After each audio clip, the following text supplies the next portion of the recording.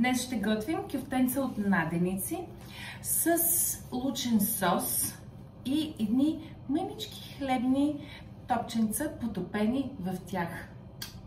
Разкошна рецепта. Наденичките, тях ще ги махнем ципата и ще ги направим на малки кюфтенца. Лук, комбинирала съм червен с бял, пилешки бульон, мащерка, сайдер и още 2-3 неща. Може да използвате почти всякакъв вид наденица, но хубаво е да не е с много подправки. Също така да няма вътре прас или някакъв друг зеленчук, да е само месо, вече може да е телешка, свинска или някаква смесена. Няма толкова голямо значение това. Ето по този начин.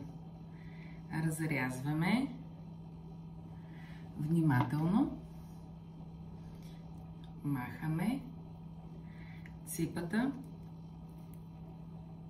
След това ще си намокрите ръцете. Ето я. И след като си намокрите ръцете, много по-лесно ще може да ги оформите на малки кюфтенца. Готови са ни кюфтенцата, нарязали сме лука. Сега първото, което ще направим е да си запържим кюфтенцата в тенджерката. Хубаво е да използвате тенджера, която има капак или тава с капак, защото след това ще трябва да я преместим от котлона в фурната. Аз лично ще си използвам чугунената тенджера. Тя е с капак. Така или иначе в тези по-тежки съдове става по-вкусно. Ако случайно нямате нещо, което да може да преместите след това в фурната и да му сложите капак, защото пак казвам, че ще има такъв етап на готвене, може след това, като го сложите във фурната, просто да го покриете с едно алуминиево фолио и това е вариант. Слагаме малко мазнина и едно по едно ги поставяме вътре. Ще ги обърнем няколко пъти да хванат съвсем лек загар, след което ще добавим и лука. Слагаме и лука, след като са запечатали и много внимателно разбъркваме. След като сме сложили лука, подправяме с сол, черен пипер и мащерка. Сол, черен пипер,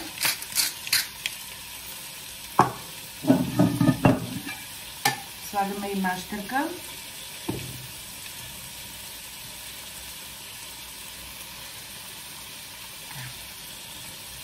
И си приготвяме сайдера. Аз ще сложа и една лъжица, имам сладко от червен лук. Един мой приятел го прави и ми го даде, придава лек киселинност. Ако нямате, не е проблем. Слагаме бульона, сайдера,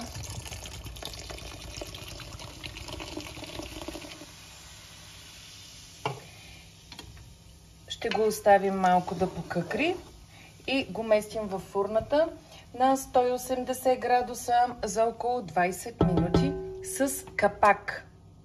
Докато месото си къкри и после е във фурната, през това време ние ще направим едни малки такива топченца тесто от малко брашно, малко вода, към които ще добавим малко мас, една лъжица горчица, щипка сол и малко мащерка, които след това, когато изкараме от фурната ястието, ще го сгъстим. Аз ще ви кажа как аз изгъстявам моите ястия всъщност.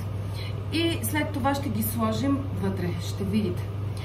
След като направим тези тестени топченца, ще си приготвим и малко брашно за сгъстяване. Аз лично си изгъстявам ястията с препечено брашно, придаваме един страхотен вкус. На сух тиган, само брашно, да не прегаря, следите го, да стане златисто, махте го от котлона, даже може да си направите по-голямо количество и да си го приберете в един буркан и да си го използвате. Сложила съм мащерката и солта в брашното. Тук малко разтопена мас. Водичката, в която съм разтворила горчицата.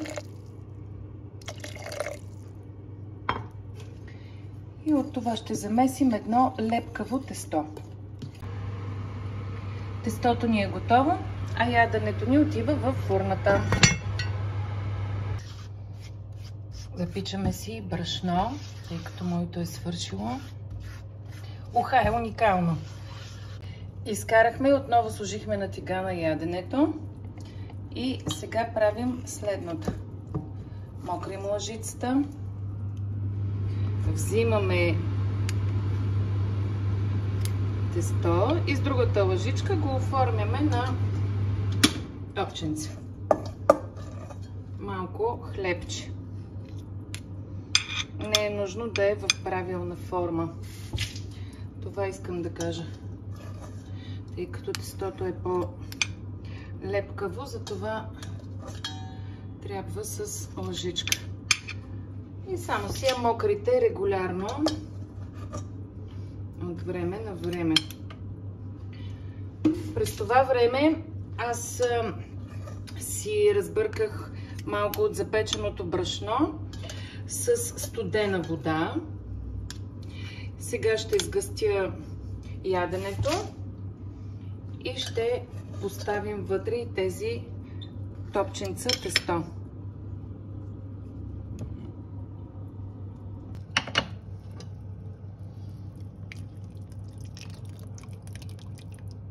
Изсипваме брашното с водата за сгъстяване.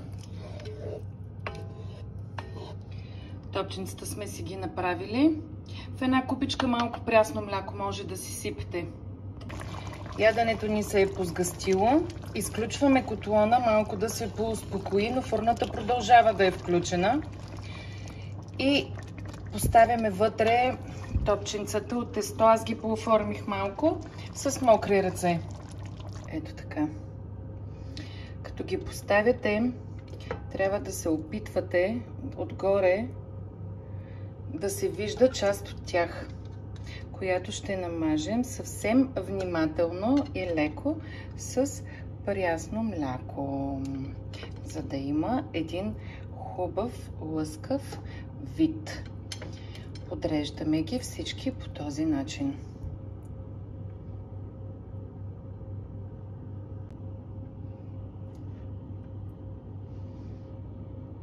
Много внимателно, съвсем леко. Връхчетата.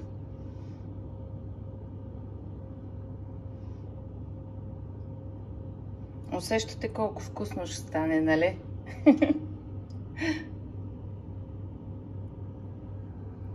Слагаме отново във фурната, без капак, отново на 180 градуса за около 15-20 минути. Погледнете го, изглежда уникално.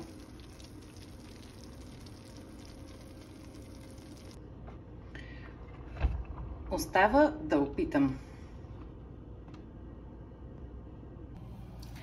Днеска в главата съм чудо на чудесата. В този сняг навън, казвам ви, това е идеалното ястие.